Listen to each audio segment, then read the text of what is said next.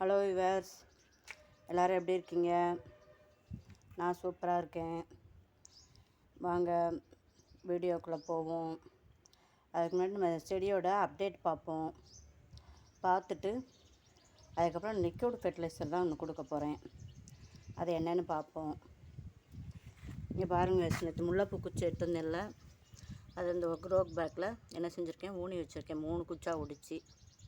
இது எப்படி வருதுன்னு பார்ப்போம். அதேமாதிரி இந்த இதுலேயும் 2 விதை போட்டு வச்சேன். என்னன்னு கேட்டால், அந்த கவர்மெண்ட்டில் கொடுத்தாங்க பாருங்கள், வெண்டைக்காய் விதை. நிறைய விதை போட்டேன். 2 வெண்டைக்காய் செடி மட்டும்தான் முளைக்குது. சீனி இறக்காய், தக்காளி, மிளகாலாம் போட்டேன். அதெல்லாம் வரல.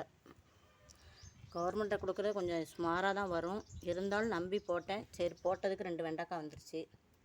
அதுபோக விவர்ஸ், கொஞ்சம் மண் கலவை ரெடி பண்ணி இங்கே பாருங்கள், ஒரு 7 க்ரோ பேக்கில் போட்டு வச்சுருக்கேன். இன்னொரு 20 க்ரோ பேக் வந்து ஆர்ட்ரு போட்டிருக்கேன். திருப்பி அதுவும் வரும். அதுக்கும் இந்த பாருங்கள், இந்த மண் எல்லாத்தையும் கலந்து எடுத்து வச்சுருக்கேன் ரெடியாக.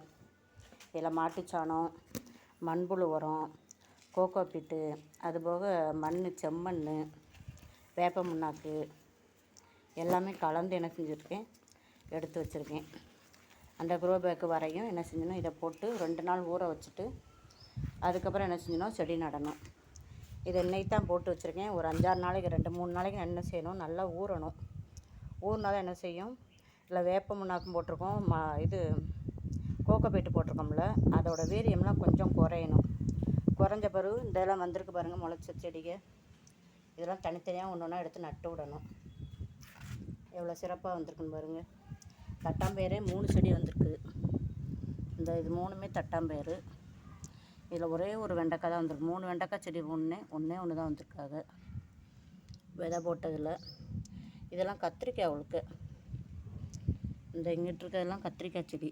இதெல்லாம் இதுதான் கருவேப்பிலை, இது கடுகு செடியாக என்னென்னு நினைக்கேன், என்னென்னு தெரில. இதுகளும் என்னென்ன செடின்னு தெரில. அது பீட்ரூட் மாதிரி தெரியுது பார்க்கணும். தனியாக எடுத்து நட்டு விடணும். வாங்க ஃபஸ்ட் வீடியோக்குள்ளே போவோம். வீடியோவை ஸ்கிப் பண்ணாமல் பாருங்கள். ஜோதி ஃபார்மிங்கை சப்ஸ்கிரைப் பண்ணிக்கோங்க. அதில் ஆளுங்கிற பெல்லைக்கான என்ன செஞ்சுக்கோங்க, கிளிக் பண்ணிக்கோங்க.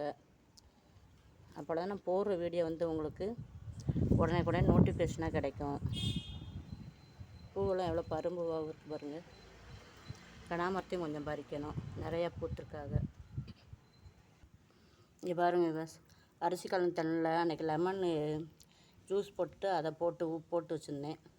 அதனால் அதையும் என்ன செஞ்சிட்டோம், அதில் அப்புறம் அது போக கொஞ்சம் மோர் வெங்காயம் இருந்துச்சு, பிரியாணிக்கு போட்டது போக கொஞ்சம் வெங்காயம், அந்த மோர் வெங்காய தண்ணி இதையும் போட்டு வச்சுட்டேன்.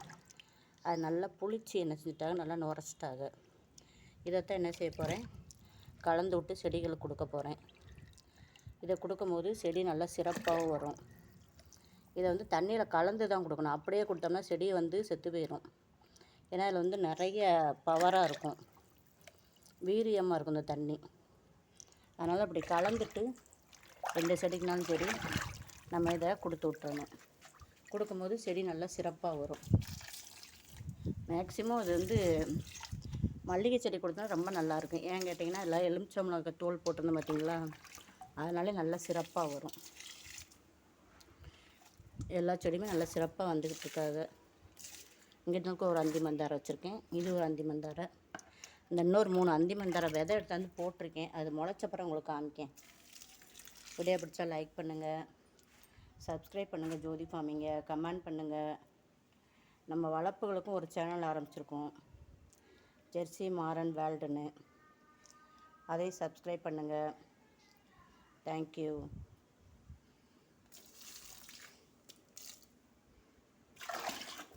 இந்த தண்ணி தான் விவசாயம் எல்லா செடிகளுமே கொடுத்து விட போகிறேன். அதனால் எதையுமே வேஸ்ட்டுன்னு சொல்லி கீழே ஊற்றாதீங்க தண்ணியில்.